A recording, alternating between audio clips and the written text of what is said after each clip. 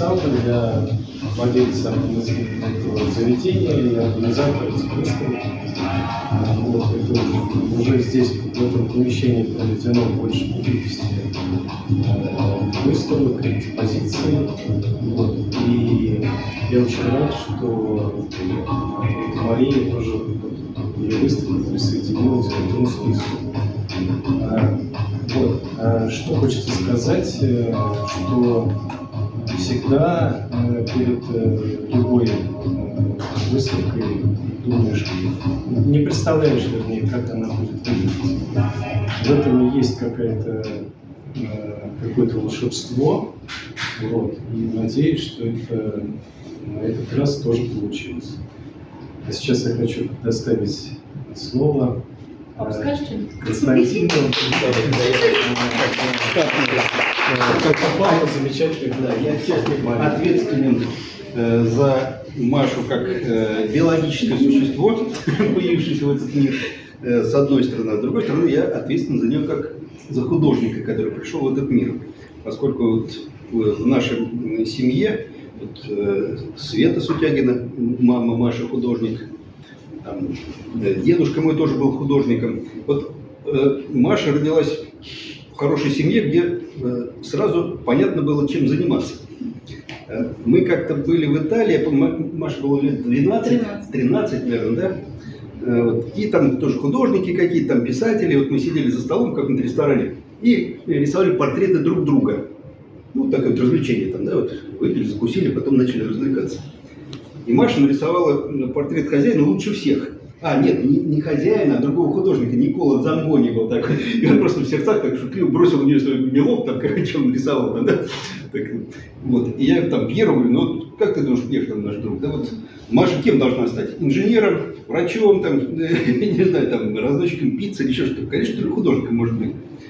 А при этом Маша сама, для нее это была самая такая банальная, скучная, неинтересная профессия, потому что все кругом художники.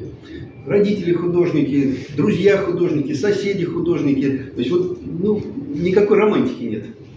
И она вот мечтала, я помню, в детстве стать продавщицей чебуреков на базаре. Это же так здорово. Ты ешь чебуреков столько, сколько влезет. Там родители там не каждый день еще купят, скажут, это вредно, нельзя, там, да. А тут ты просто вот так никто не видит, не покупает, а ты там стоишь и наворачиваешь. Вот.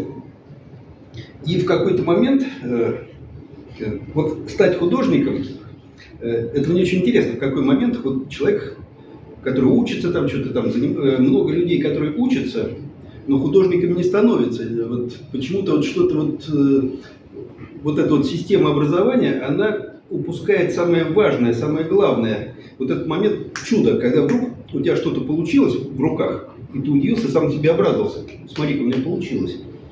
Вот. И у Маши как-то вот вдруг какой-то момент, ну вот, я не буду сейчас говорить про какой момент, когда это было, вдруг она сама это поняла и почувствовала. Вот, а человек, который вот, это уже попался на всю жизнь, вот если у тебя в руках получилось, заискрилось, ты понял, как-то здорово у тебя была мертвая бумага, а стала живая.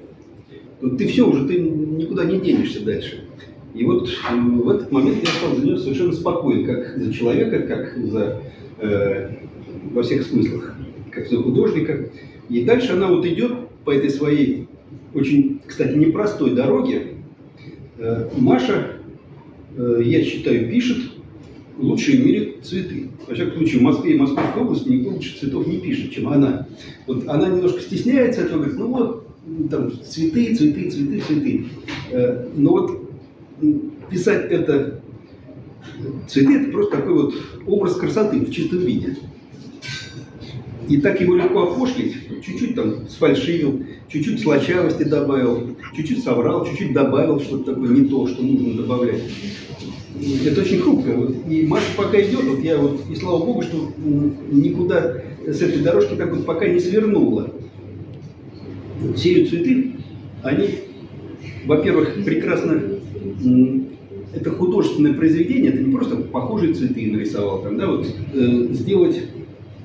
Вообще вот, у художника часто соблазн есть, ну, если художники все знают, там, да, вот, поставил красивый букетик, нарисую, будет красивая картина, а не будет. Вот нужно еще что-то, вот нужно как-то это придумать, нужно повернуть, нужно что-то добавить, а что-то убрать, наоборот, чтобы получилась картина. А что убрать, как добавить? Ответа нет. Это вот только интуиция, чудо, вдохновение какое-то. И вот Маша этим вдохновением владеет, и дай Бог ей сил. И уже, ну, не знаю, могу долго говорить, вам поднадоело. Последнюю скажу про интерьер, вот эта серия такая, да? Вот там есть очень чудесный интерьер, мне больше всего нравится, вот, со шкафом на балконе в Керчи. Вот на этом балконе у меня была первая выставка в жизни. Мне было лет 10 или 12, мы с моим другом нарисовали картинки. Вот, и на этот шкаф его повесили, там приходили наши какие-то друзья, знакомые. Я тогда еще не думал, что тоже самый художник, а вот станишь. Вот. И Маша написала этот балкон отчасти. Я тут улавливаю какое-то родство. Но мне бы хотелось закончить темой галерейного мира. Это не бизнес, это мир, это какое-то вот тоже чудо. Вот есть люди, которые любят искусство и любят, когда это искусство не где-то там в интернете, там, не знаю, в каких-то там в альбомах, в каталогах, а когда оно вокруг нас.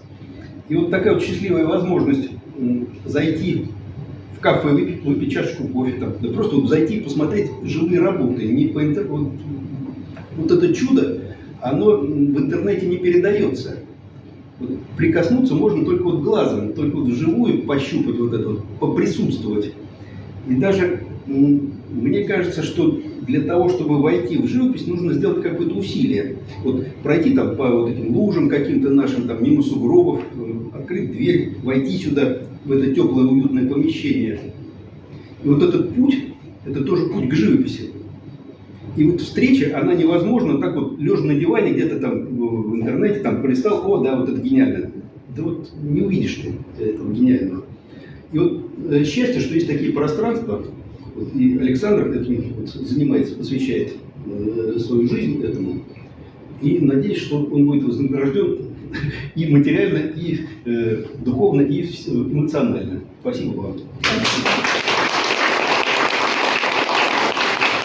Я первый раз, я когда-то раньше пробегал мимо, да, знал, что здесь кафе, но это было давно, вот. А сейчас, когда я попал на выставку, я понял, что это может быть одно из в последнее время одно из самых таких приятных, симпатичных мест, где присутствует живопись. Вот, скажем, если сравнить с тем же Гогеном, да, вот эти годы, там другая обстановочка, вот, там менее уютненько. Да. То есть, здесь есть возможность как бы сразу выйти и на стены художника и получить удовольствие еще и На самом деле не просто выпить кофе, а посидеть наедине с живописью. Многие как бы приходят за этим. Вот. И отзывы довольно интересные. Попадают в мир, и очень сложно прийти самому. Потом такой хороший плюс, большие окна, особенно вот вечером, ночью, когда ты с морозом, У нас атмосферу хорошо. И по вечерам, когда люди приходят просто из-за того, что очень интересно выглядит эта с улицы. Мы зажигаем свечи, мы оставляем здесь, берем, собираем все вместе.